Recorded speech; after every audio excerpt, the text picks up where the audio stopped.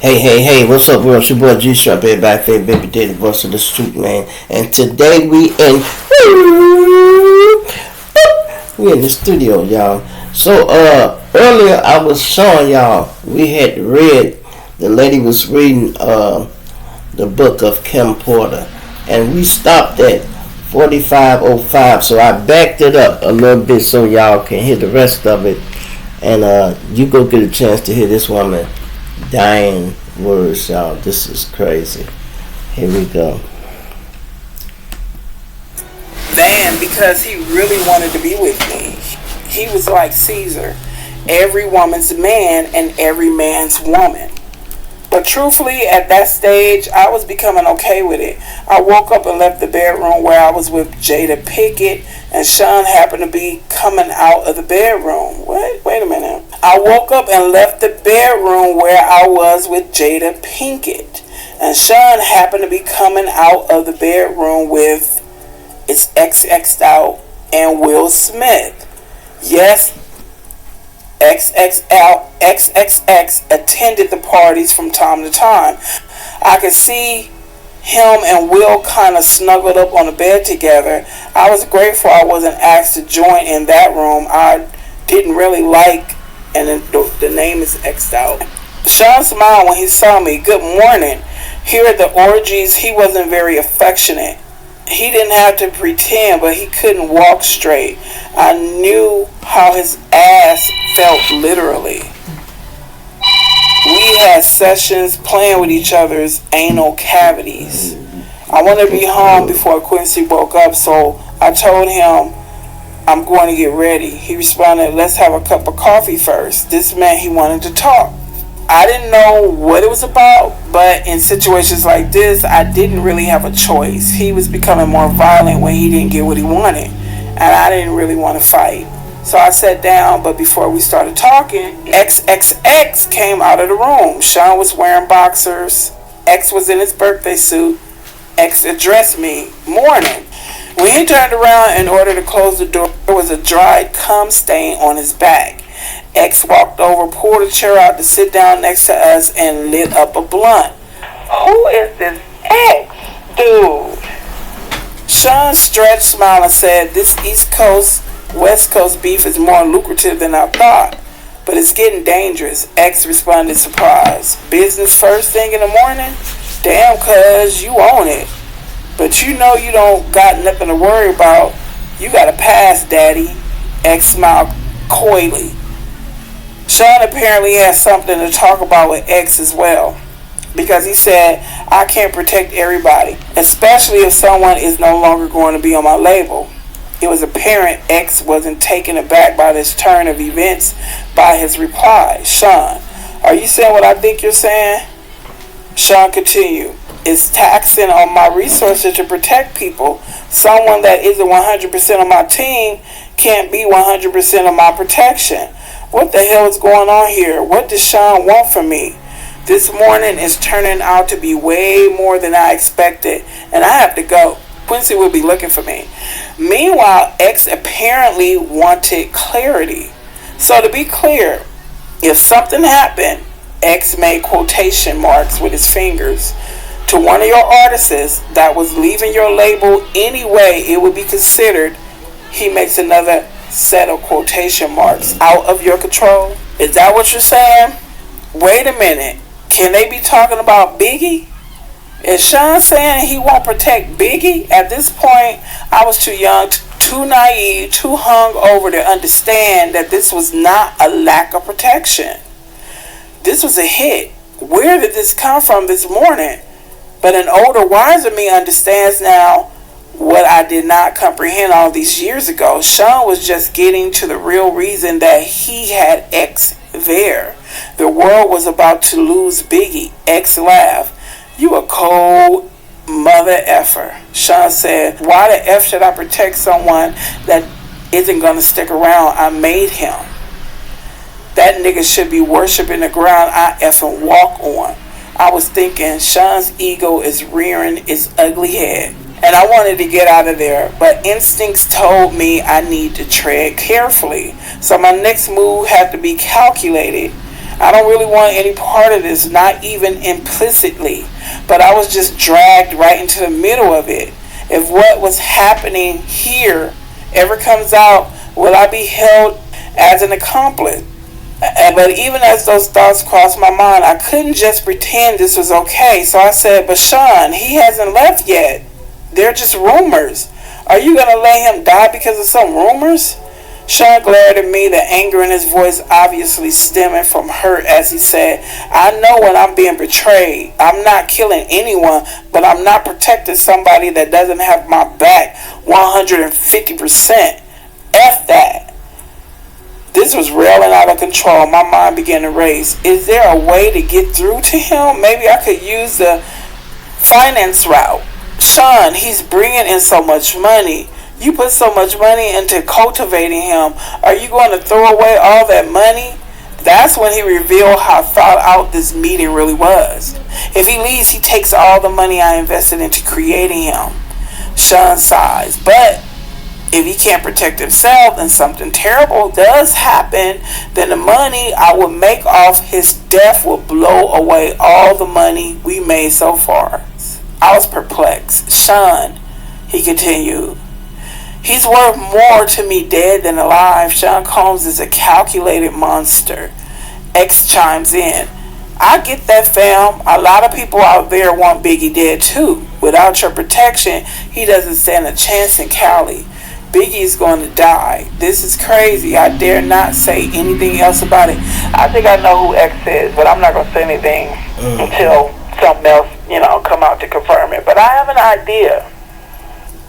Sean smiles and stands to walk over to a safe behind a picture. There he pulls out a bag marked with X's name. He turns to X and says, that's why you're worth your weight in gold. You understand me? Here's a little something for you to take care of my people. X smiles. Sean, I love you, baby. You know I got your back. Your problems are my problems. I'll make sure to have my people take care of your people. I need to get out of here. This is crazy. I attempted to leave again. Sean, I want to go get Quincy before he wakes up. Sean looked at me responding, it's getting late. Give him a kiss for me. I'm going to get out of here. Thank God. X always with something to say. I'd love to meet the little tyke sometime. Not a chance in hell. Something about this guy creeps me out. I'm forced to smile. That would be great. I made my exit. Who the heck is X? She did not like him. She did not like him. Let's continue. Chapter 10. The lies you tell. At this point, the relationship between Sean and I had been off and on for quite a while, and we were off at this point. He had put his hands on me again, this time for something that didn't even happen. It was all in his head. When the phone rang, I picked it up anyway. Hi, Sean. We've been broken up for a while this time. Yeah, he continued. I don't want anyone to know about my, he paused to search for the right word, proclivities. I replied, so you don't want people to know about you being gay? Sean exploded. See, that's why I effing lose control on you. So I just plainly stated, goodbye, Sean. Wait, he screamed. What, Sean? I'm sorry, okay. You're always effing sorry. He took a deep breath. I have to do something to cover myself, I sighed. Do whatever you effing want, Sean. When you see this is in the news, it's not real. This made me calm down a moment. What could he be talking about? He continued. I'm only doing it for the press. Doing what, Sean? After a long pause, he continued. She knows what this is. She is just pretending to cover me. Sean, what the hell are you talking about? Another pause. Publicly, I'm going to be dating someone else. A video girl? I laughed. Why would you do that? I have to cover myself.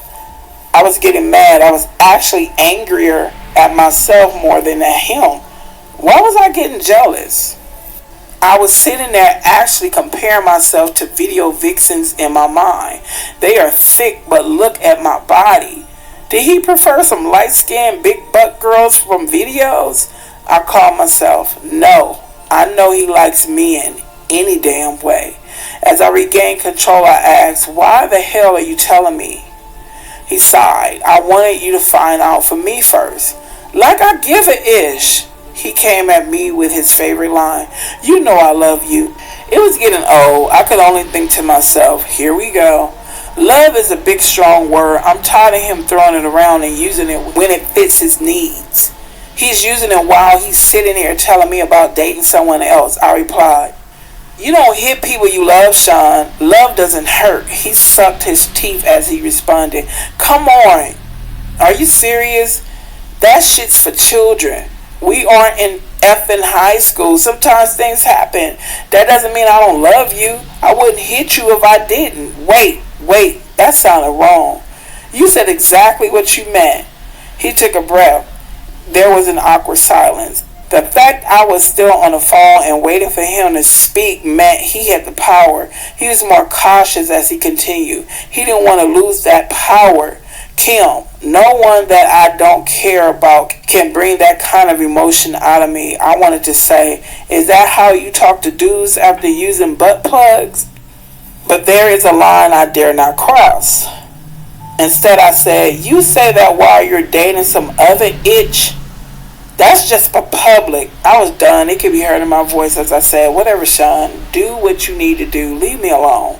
"I'm never giving up on us," he cried. I responded to that emotional control attempt with the little resolve I could muster. I didn't even believe the words that came tumbling out of my mouth. "Sean, there is no us anymore. Goodbye. Tell Quincy I miss him," he threw out.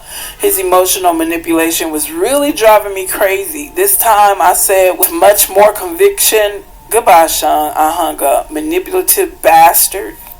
For a while, I was actually happy to see Sean gone. I was getting older and the sex parties were out of control. It was getting time for me to slow down. Quincy was getting older. I knew that if I kept going, the rumors circulating were going to eventually find a way to get back to him. What will he think of me? Chris is about to take his trip to California. I didn't know exactly what was going to happen out there, but I felt like Tiana Wallace was about to be an orphan. I knew I didn't want any ties to that. As I was sitting there contemplating all of this in my robe, sipping my wine on this Friday evening, my doorbell rings. I was not expecting company. I opened the door and found Sean. My heart skipped a beat. I was shocked but recovered quickly. I forced a smile and told him with a slightly slurred speech, "Shit. I am way more intoxicated than I thought." Sean entered looking around suspiciously, then turned to me and smiled, saying, "You haven't been returning my calls. I just wanted to make sure you're okay." "I'm fine." He obviously was not here out of concern.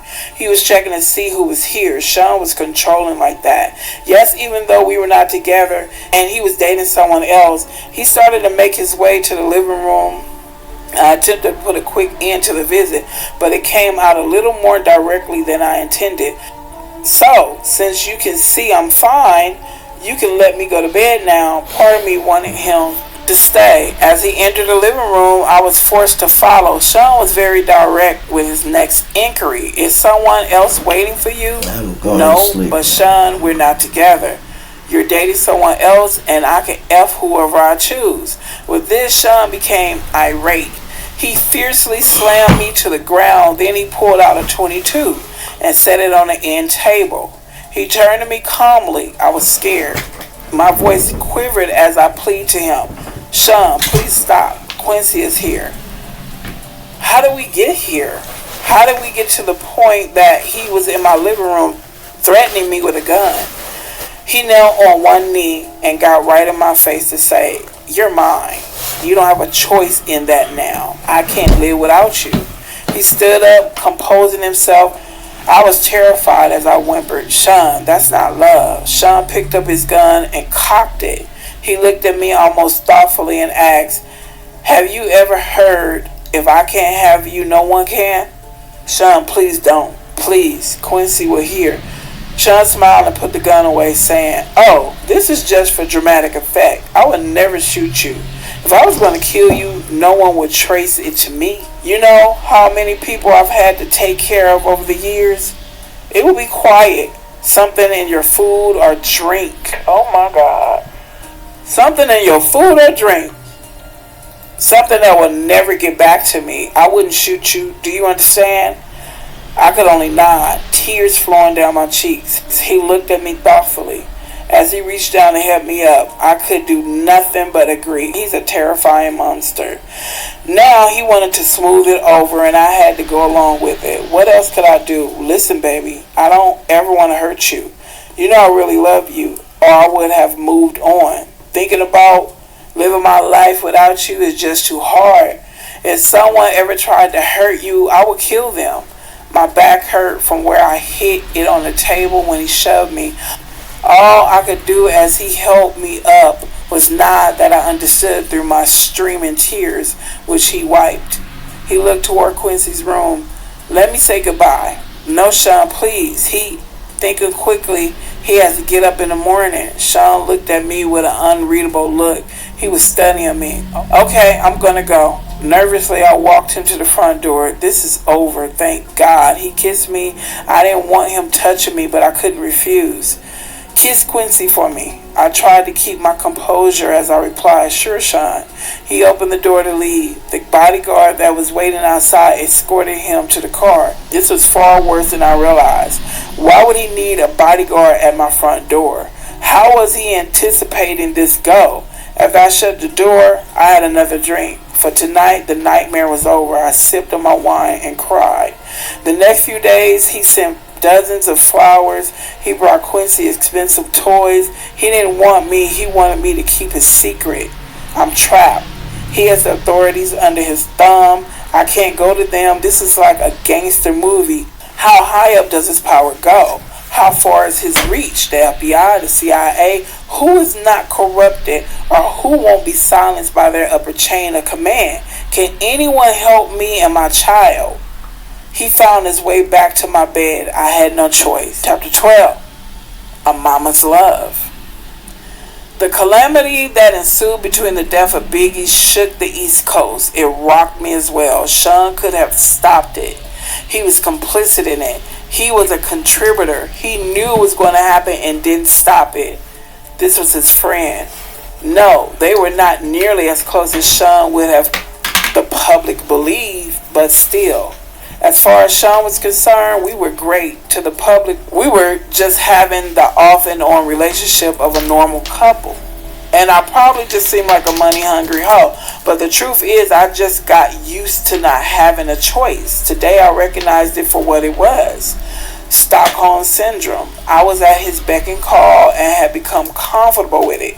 Quincy had everything he could ever want, with the exception, of course, of a normal parental figure. That is why this chapter is so powerful for me. A mother's love is so real. One night I was out with my boyfriend. Yes, we were on again. We were joined for dinner by none other than Miss Wallace. Sean looked over as security allowed Miss Wallace to approach the table and sit. Miss Wallace spoke with a smile. Hello, Sean. Hi, Kim. I smiled the best I could with the situation. For all intents and purposes, she is sitting with her son's killer. I hope my voice didn't betray my feelings as I said, hi, Miss Wallace. Sean smiled also as he said, hello, Miss Wallace. What can I do for you? When I got your call, it sounded urgent. He was able to appear as if he was smiling warmly. This was the creepiest situation of my life. She looked at Sean with pleading eyes. I know this isn't your problem, but things have gotten kind of hard. I was hoping that you could send some of that money Chris made with you this way. Sean shook his head. That's not something I can just do. There are attorneys and accountants. Can I maybe help you out with a little something to get you past the hump? Sean reached into his pocket to dig for his wallet. I haven't seen how much Chris left. It's going on 2 years. Just how long is this going to take? Sean sighed as he replied, These things are difficult, Miss Wallace. I don't know. The attorneys don't make this easy. Miss Wallace pushed further. I don't understand what's so difficult. He worked for you. He made his money. Where is it?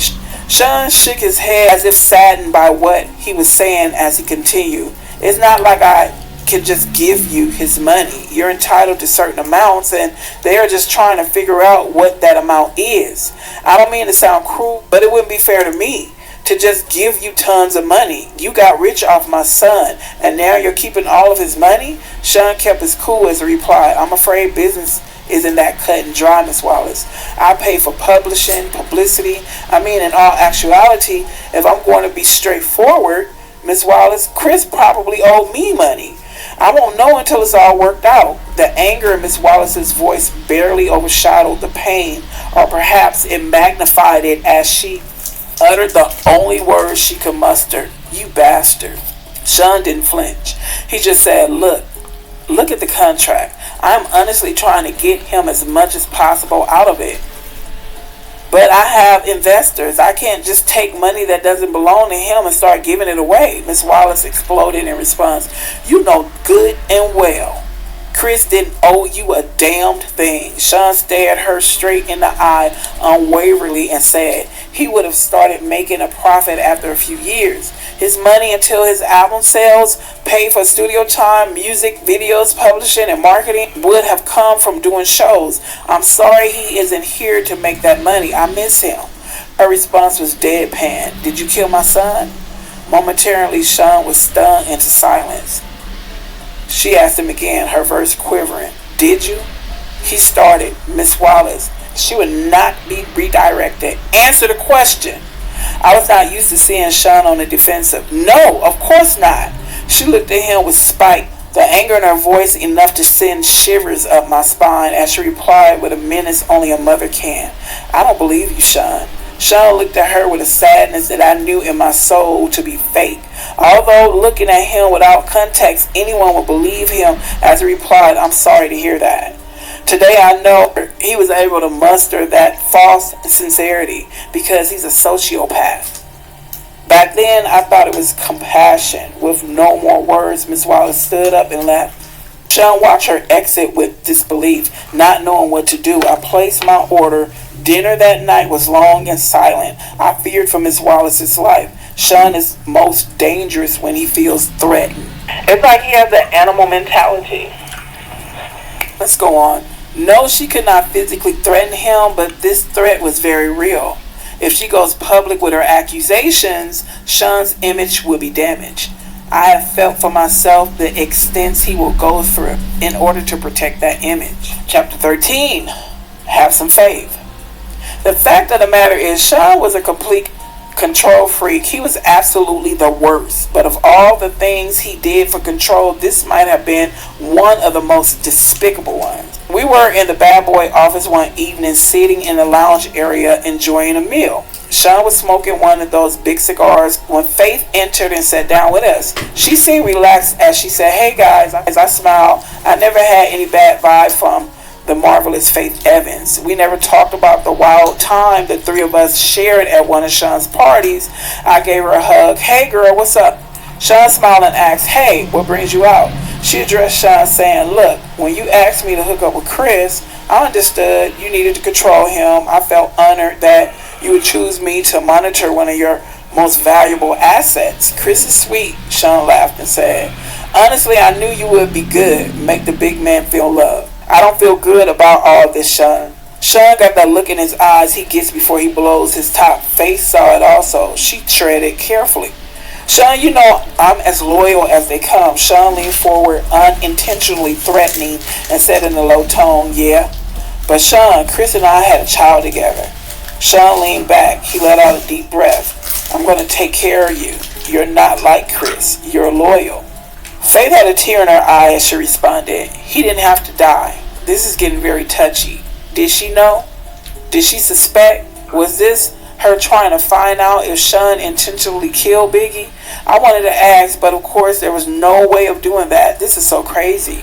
Sean sighed and replied, he didn't. Don't get me wrong, I miss him, but he was leaving me anyway. No one cares about my pain. Classic narcissistic Sean. It's all about him. I was sickened for a moment, but his next sentence made me feel for him anyway.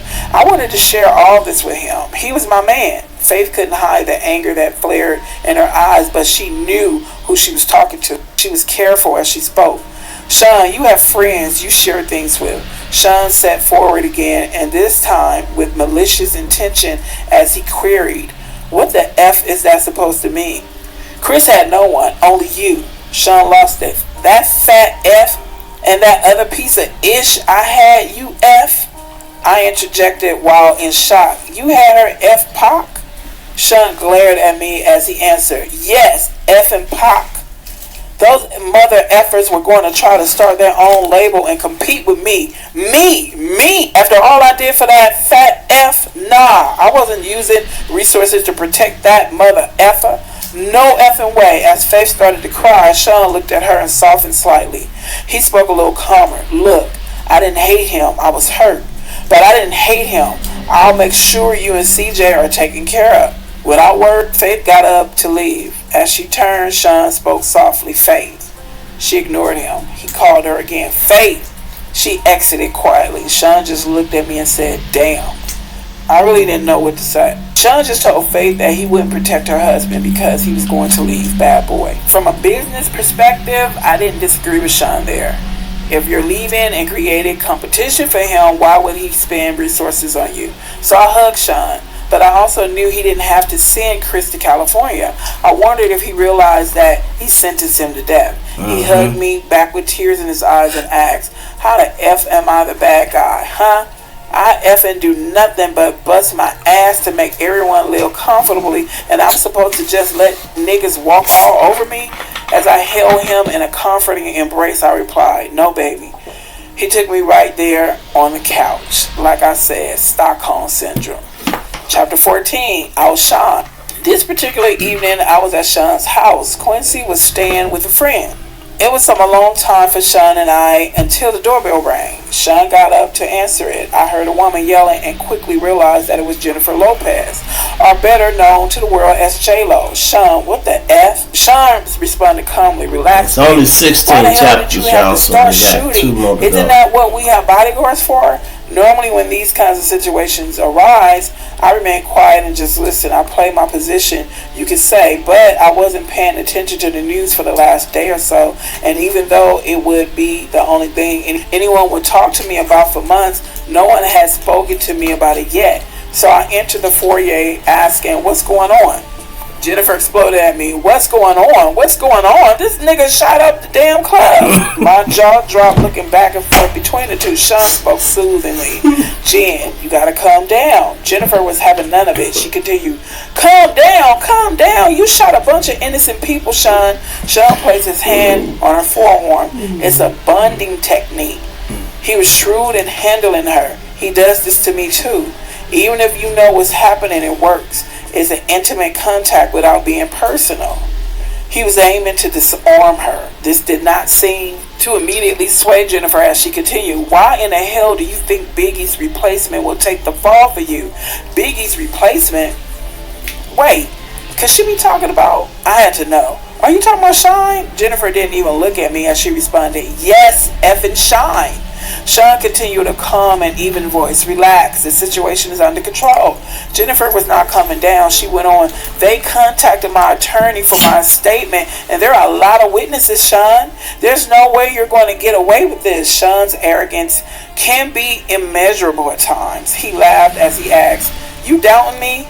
I couldn't believe it. I had to know. Sean, what could you offer him that would make him do a bid for you? Like, what the F? Jennifer also remarked, and what if he falters halfway through his sentence and starts talking? Sean responded as calmly as ever.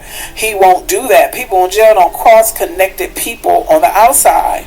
Jennifer looked deflated. So, you'll kill him too? How much does she know? Look, I'm not going to threaten anyone. Sean is smart and loyal. He knows how it works. And when he gets out, he'll be well taken care of. Jennifer spoke defiantly. Sean, they want to question me. I'm not perjuring myself. I am not going to jail over this. Sean seemed so in control. I admired him for it at this point. But my spirit was broken. I felt bad for Jennifer. She catches one bad break after another. And this was a really bad break. Sean spoke with confidence. Relax. Come in and have a drink. Have your lawyers call me. You'll never see the witness stand. I promise. Jennifer wasn't so sure. She asked him, how could you possibly know that? Sean smiled as he replied, between Shine's confession and the witnesses that gave their accounts, the cops won't need much else. The statement from your lawyer will be fine. Jennifer's next concern popped up. She explained, my attorney, Sean, he's good, but he won't do this. Beaming with confidence the way only a man with his network can, Sean responded.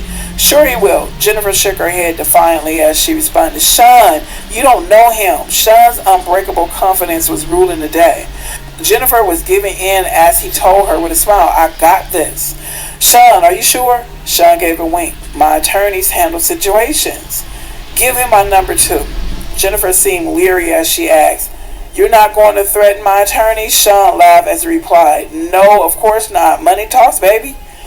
He turned to me and said, Take her inside and pour her a drink. I had a question of my own. But you were going to make Sean the label's go-to man? What are you going to do now? Sean looked disappointed as he responded.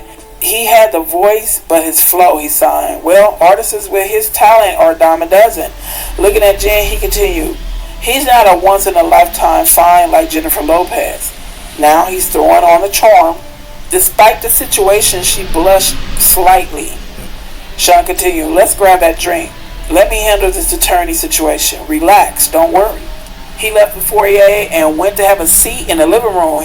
He tried to make a threesome happen that night. It didn't work out. Not that day. Chapter 15, Queen Bitch. Kamora Simmons and I went out to have drinks. She was looking at me seductively and I was turned on. Oh my God. We were going to go back to my place afterwards, but suddenly after a sip of my drink, I felt like I had to vomit. I excused myself and barely made it to the ladies' room. When I came back, Kamora asked, You feeling okay? I'm fine. I have been under the weather the last couple of days. I think I'll head home. She said, Your breath looking kind of plump there, girl. Embarrassed, I whispered, Not in public. She replied simply, Are you pregnant? I was taken completely aback. Why the hell would you say that? She let it sit there for a minute. I bet in her head she was like, wait for it, then it hit me. She gave me a minute before continuing. So what you gonna do? I didn't understand. Gonna do? If it's not Sean's, F.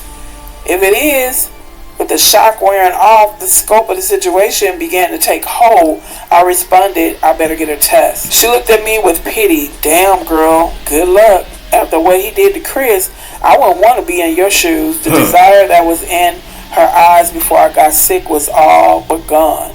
As I began to stand, I realized what she said to me and I paused. She looked at me flatly and said, Ain't nobody stupid, girl. I didn't know what to say. The question still lingered in my mind despite everything I knew. Did Puffy intentionally kill Chris? She brought me back to the moment by saying go, not knowing what else to say, but knowing I had to deal with my situation right now. I replied, I'll hit you up. She sighed and simply repeated, good luck. So, everybody knew that Diddy had something to do with taking Notorious out. Okay. You see the games, this world. Okay, let's go on. Chapter 16, Christian. The next day I was sitting on my couch deep in thought when my doorbell rang. I went to let Sean in. This is going to be scary. We made our way back to the living room and we sat down. Quincy was asleep. Sean seemed legitimately concerned. What's so urgent? I didn't know what else to do. I just blurted it out. I'm pregnant. The inner room was so thick as J-Lo. He was quiet. What is he thinking? He asked the obvious question. Are you sure? I spoke rapidly. I was on a pill. I'll get rid of it. I'm sorry. I just wanted you to know. That's wonderful. This is great. I was so confused. Huh? You're not mad? He laughed. Mad? No. Why would I be mad at this wonderful news? I'm going to be a dad with the woman I love bearing my child. What could possibly be better? He jumped right on the phone and called one of his besties. I could hear Will Smith congratulating him. Sean said, yeah, definitely, hold on, Kim, baby. I was still in awe of the fact that he didn't get angry, and yes, I will admit, I was sure he was going to hit me, so it was with relief when I replied, yes. He told me excitedly, we got to have a party. His excitement was contagious. I was getting really excited too. Yes, a gender reveal. And he cut me off. Yes, of course, we're doing all of that, but everyone is going to want to sleep with you right before you give birth. My heart sank in my chest. Everybody is going to want to what? Sean went on with the same excitement. Well, not everybody, you know. Will, Jada, X. Sean, I'm having your baby. He verbally waved me off. It'll be fine. I couldn't help myself. I just started crying. Sean grew quiet on the phone, then spoke low. I'll call you back. He hung up and took me by my hand. Baby, I never asked anything from you. I tried to see him through the tears streaming down my face. I couldn't believe the words coming out of his mouth. I tried to speak. Sean, he cut me off. I provide everything anyone could ever want. Do you want for anything? Sobbing, I replied, no, but he continued. This is the kind of thing I have to do in order to continue giving you this comfortable lifestyle where you live on a lap of luxury and get to be on TV shows and in movies. I know you don't want this, but do you want all of this to go away? A whimper is all I could manage. No, he continued softly. Then we got to do this. I said, but Sean, I don't believe in all this spiritual crazy-ish. We got here because you're brilliant, not because of sex parties. Oh. He replied, do you trust me? I did. My soul was so broken. I did. I responded, yes. He sighed as he said, then let's do what we need to do to keep what we have. As I nodded yes, he pulled me in to hug me. Thank you, baby. We are going to have a beautiful baby. He ordered me some food that night. I cried myself to sleep. I was going to be gang bang at 9 months pregnant. I want my child out of this life. My child's going to have a good biblical name, a heavy Christian name. They are not going to take his soul. Oh. Chapter 17, Broken Promises. I don't know how this managed to stay out of the media for so long, but Sean got to the point where he was incredibly abusive and only his inner circle knew about it. The artists were all too afraid of him to say anything. He had gained so much power, no one would say anything. Puff Daddy was a kingpin.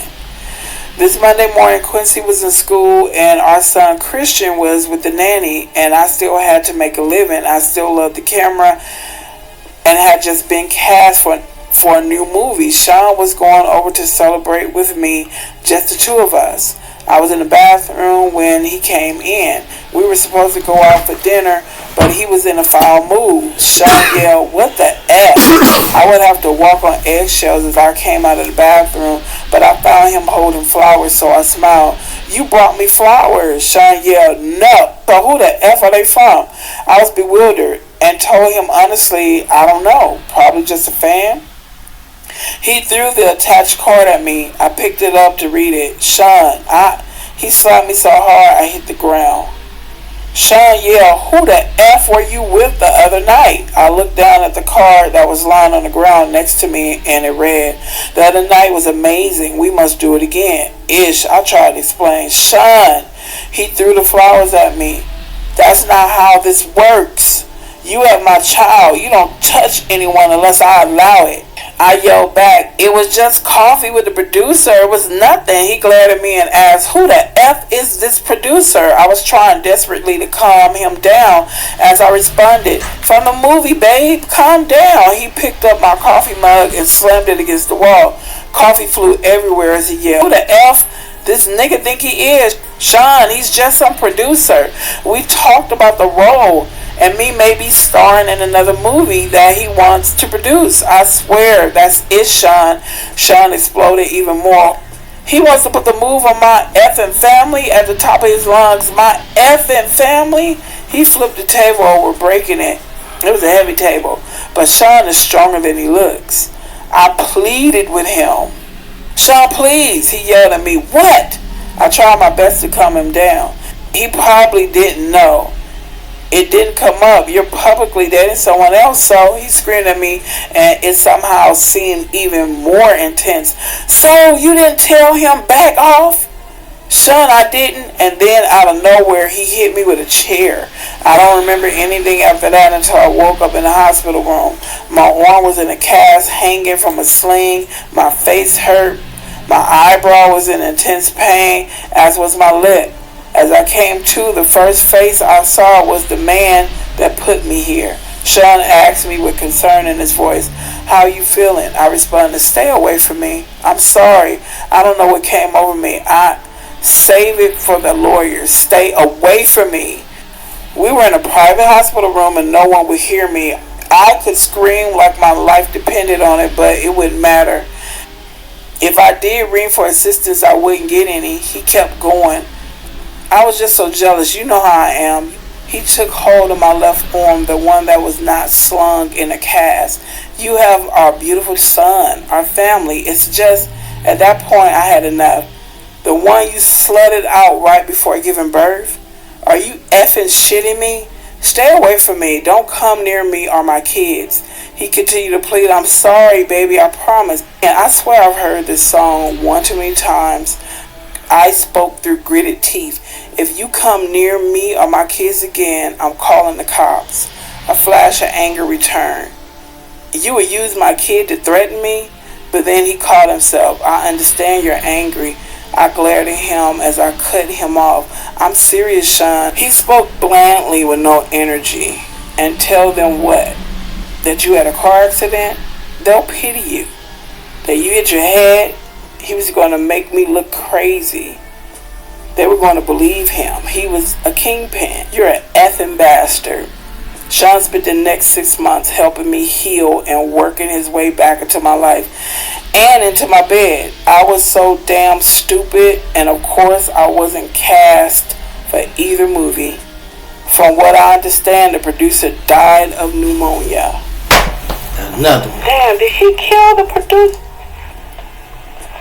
Ooh. Sean kept his word for the most part until he didn't. I ended up pregnant again. He wanted energy from that too.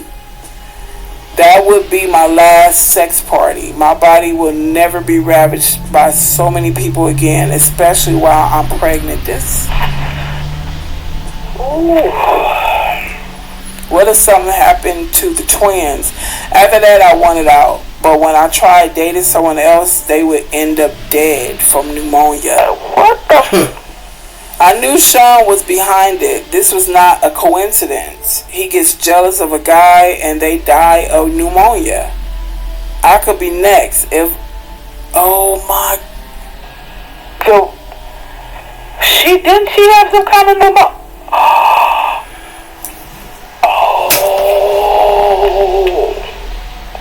Let's continue. If I'm going to get out of this alive, I'm going to have to do something to make him stay away from me. I had a plan, but it was dangerous. Sean has a vault where he keeps videotapes of all his conquests. I started sleeping with him again. After he falls asleep, he was starting to drink heavily. I would get into the vault and get a couple of tapes, take them home, make copies, and swap them for the next set of tapes a few days later. It took weeks to get them all copied, and he never knew I had them. This was my way out.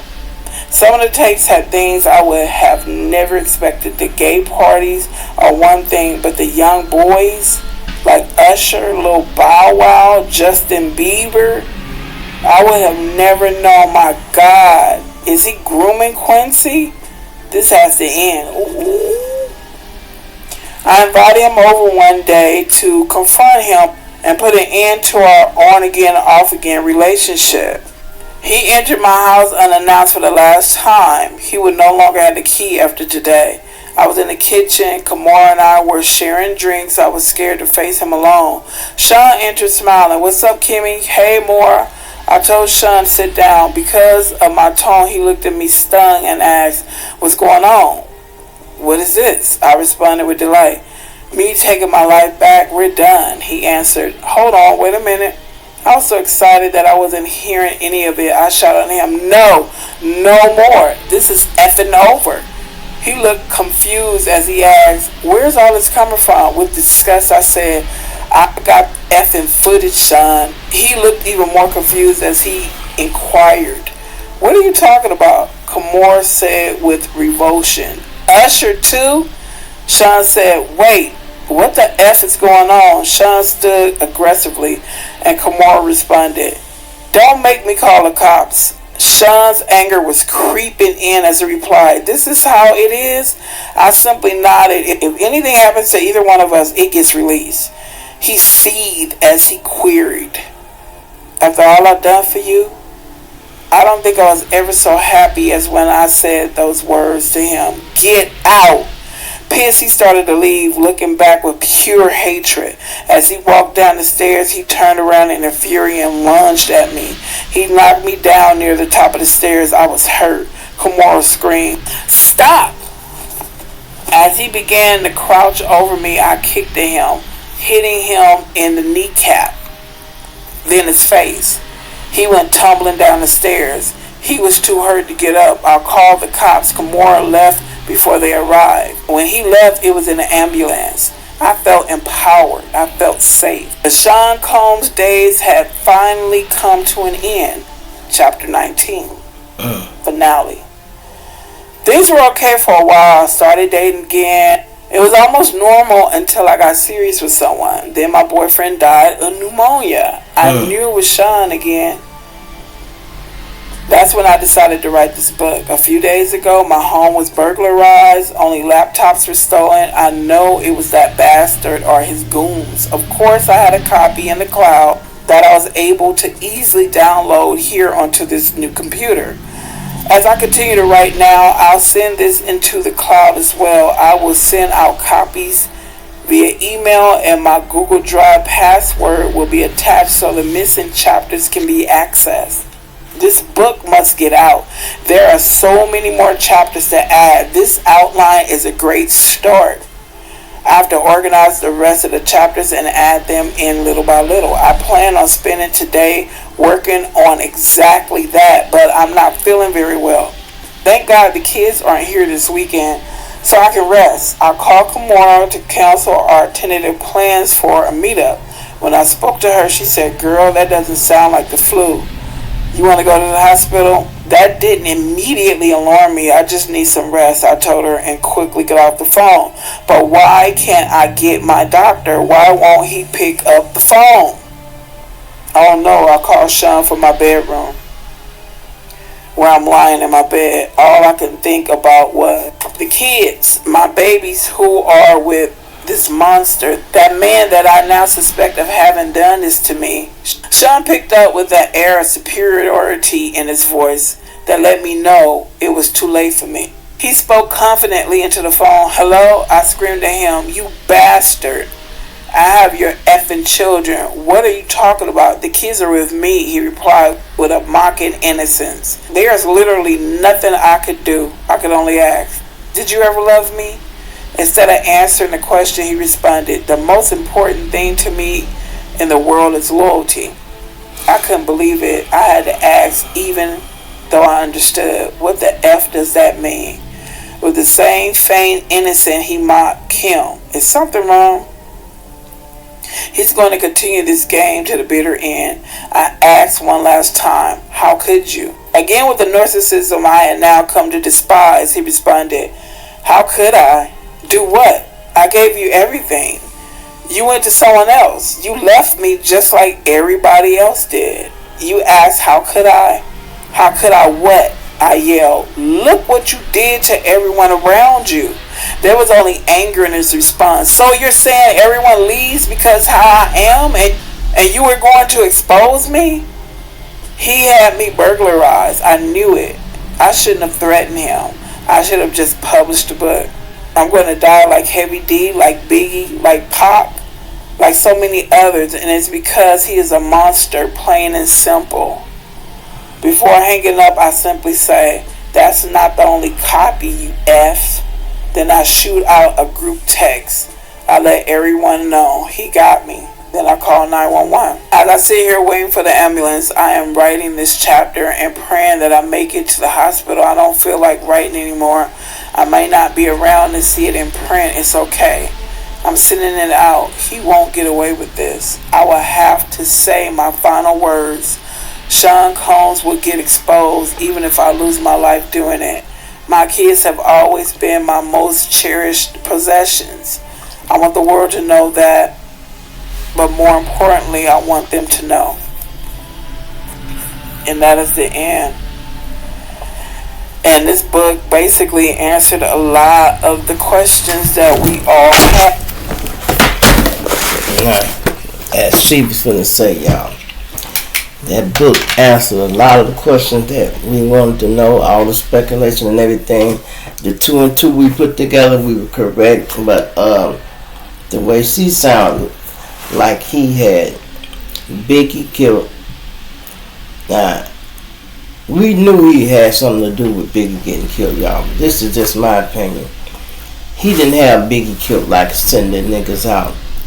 He took him to California and let the events just play out on their own because he knew they was go come to get him. Now I see why when Gene and them got the warning about, man, they coming to get us tonight. Puffy knew that too. And if y'all want to know who XX was, I got to assume by him using the word cuz, that had to be Keefy D, y'all. That had to be Keefy D because remember, Puff was paying them for protection. That's why he said, you know, you got to pass. We know it wasn't no Death Row guys, although Death Row them is responsible for killing Biggie. And but also Keefy D them did kill Tupac. You know, sometimes women be knowing a lot, but they might be off a little bit. How he killed Biggie is taking him in enemy territory when he knew the war was on. That's how he did it, you know. That's why when he got in the car, they ran all their lights because they knew smoke was coming. And Biggie and them, see, Biggie wasn't thinking like a soldier. You know, he should have been trying to get the hell out of enemy territory. Man, when y'all got in them cars, man, hey, it ain't no stopping at the lights. Niggas don't stop at red lights and shit. If I don't know if y'all ever rode with thugs or niggas that really have smoke in the city, ain't no stopping at no damn red lights. You pull up to the red light, I don't care where you going, you can always keep it moving. You pull up to a red light, make a right, and you can go up the street, make a left, and get back to where you going. You don't stop at the red lights and sit there, especially when you know people are trying to kill you. You know, hit that like button, y'all. Subscribe to the channel, man. Shout out to the lady channel. It's called Everything Black Hebrew, Everything Black America Hebrew Teacher. That's what her channel is. Everything, I'm gonna put it up right here again because I read it and I looked at it. It's Everything Black Hebrew America, Everything Black America Hebrew Teacher. Obviously, it's a Hebrew teacher, you know, and that's deep there. That book there, y'all got to hear her last dying words. He poisoned her. So obviously, something else the authorities should be looking for in Puff House is that damn poison. That poison that gives everybody pneumonia. And y'all, everybody laughing about these baby oil and all that. One of them motherfuckers might not contain baby oil. It might contain something. It's a liquid or something that he probably just can shake hands with a motherfucker and bam. And he get sick. Or you heard what he say, if I kill you, I wouldn't shoot you. See, he was rude. Probably taught by the old gangsters and them white people, you don't shoot nobody. It raises too much suspicion. You just put something in their drink. Probably gave him some Visine or something where he can just spike a person's drink and they out of here. How he got her, I don't know how he got her, you know. Probably sent her some champagne. It was laced. However it was. But she got sick and bam, that was it. Everything she said, she went through all that, y'all. I'm talking about. Let me know what y'all think about this, man. Let me know what y'all think. Shit, I went to sleep listening to that shit, y'all. Oh, shit. That's why I put my glasses on. I knew I'd probably go nod out a little bit. Let me put my glasses on so I don't be... Nigga be like, G on that shit. Nah, G just relax listening to the situation. You see how peaceful it is in here, bro. It's just me. Anyway, man, this is part 2 of the book, man, that she read from Kim Porter, y'all. I hope y'all enjoyed, man. It's your boy G Shrimp. Everybody favorite Big Daddy Voice of the Street. I'ma punch you now, dig you later. Go tell a mama, go tell a friend. G Shrimp at it again, man. Subscribe to the channel. It don't cost you nothing to subscribe, y'all. We're on the road to 20,000. Matter of fact, we're trying to skip 20 and get to 100,000 subscribers, y'all. That's where I need to be. Once I get my plaque, I'll be so happy, y'all, and I would appreciate it. Put some in that cash out if you're feeling generous. If you ain't have enough money to purchase the book, put some in that cash out, because now you was able to hear the whole thing. I had to come back for part 2 and clean out shit in my computer, y'all. That's how much shit I had stored up. I do these videos every day. You gotta think of, so. Anyway, I'm out of here.